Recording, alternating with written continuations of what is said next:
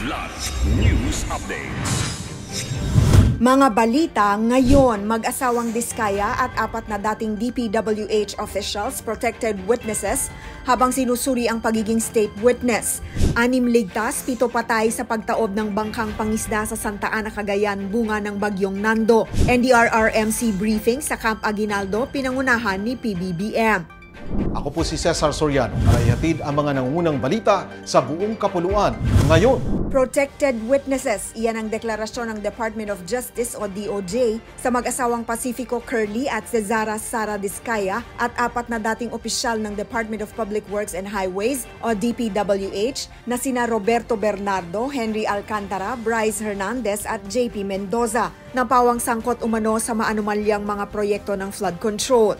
Ayon kay Justice Secretary Jesus Crispin Remulla, ang 5 at kani-kanilang mga pamilya ay bibigyan ng seguridad habang sinusuri kung kwalipikado silang maitalaga bilang state witnesses sa ilalim ng Witness Protection Program o WPP.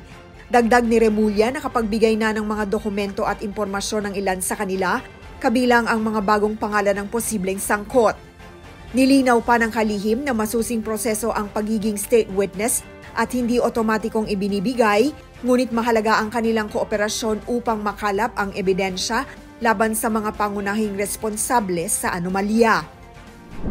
Patay ang kabuuang 7 mangingisda habang 6 ang nasa ligtas ng kalagayan matapos tumaob ang bangkang pangisda na may markang Joe Benz sa karagatan ng barangay San Vicente, Santa Ana, Cagayan noong kasagsagan ng super bagyong Nando, September 22.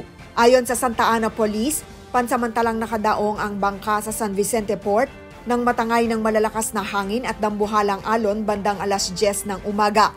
Agad nagkaroon ng pinagsanib na search, rescue at retrieval operations ang PNP, Philippine Coast Guard, Philippine Navy, PNP Maritime Group, MDRRMO at mga lokal na mangingisda. Ang 6 na nailigtas ay dinala sa Santa Ana Community Hospital, samantalang ang 7 pang tripulanting natagpuang patay ay pawang mula sa Cagayan, Quezon at Aurora. Nagpaabot ng pakikiramay at pasasalamat ang Cagayan PPO sa lahat ng tumulong at nangakong mas paiigtingin ang kahandaan sa kalamidad. 4 na araw matapos ang hindi pagpapakita sa publiko, dumalo si Pangulong Ferdinand Marcos Jr. sa Camp Aguinaldo nitong Miyerkules para pangunahan ng NDRRMC situation briefing ukol sa pinsala ng super bagyong Nando at paghahanda sa papalapit na tropical storm Opong. Ayon kay Defense Secretary Gilberto Teodoro Jr., kritikal ngayon ang agarang pagbabalik ng kuryente sa mga lugar na sinalanta ni Nando. Gayon din ang pagmonitor sa posibleng epekto ng bagong bagyo sa mga rehiyong lubhang nabasa na ng ulan. Batay sa forecast, inaasahang unang tatama ang malalakas na hangin ng Opong sa Eastern Visayas habang makakaranas ng malalakas na pag-ulan ng Metro Manila at Calabarzon mula Biyernes.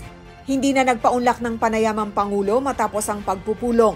Huli siyang nakita noong September 20 sa Dr. Jose Fabella Memorial Hospital nang iniutos ang pagbabalik ng 60 billion pesos na pondo sa PhilHealth. Para sa Kidlat News Channel, ako si Rosalyn Sinchonko, nag-uulat. Ako po si Cesar Soriano, kasama nyo sa bawat pagputo ng balita.